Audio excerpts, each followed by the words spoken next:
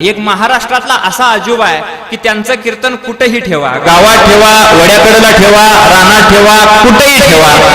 आजपर्यंत मी असं सांगतो ना भूतो ना भविष्य की इंदोरीकर बाबांनी एवढा समाज या जगाच्या पाठीवर भविष्याची कोण गोळा करणार नाही आणि पाठीमागे सुद्धा कोण गोळा करणार नाही. त्या वक्त्यावरती सुद्धा प्रसंग असा आला, त्या वक्त्यावरती सुद्धा प्रसंग असा आला की आयुष्यभर लोकांकरता झिजवली, त्यांच्या मुलीवरती आणि मुलावरती सुद्धा लोकांनी कमेंट करायला चालू केल्या. गड्या इतका त्रास लोक देत असतात. पण खरं सांगू, मी तर महाराष्ट्राच्या सकळ संप्रदायाकडून विनंती करेन महाराजांना की काही 4-2 लोकांकरता महाराजांनी जे कीर्तन करायचं, कीर्तन न करण्याचा जो पण हाती घेतलेला आहे, महाराज घेणारच आहे, तो पण महाराजांनी माघारी घ्यावा आणि महाराजांनी परत आणि या महाराष्ट्रातील तरुण वर्ग सुधारावा, गावोगावी पोचावा. याच्याकरता महाराजांनी परत तो प्रयत्न करावा.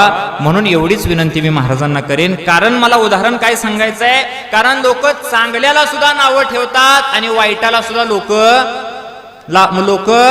नावच ठेवतात. आता खरं सांगू, एवढा सप्ताह चांगला चाललाय,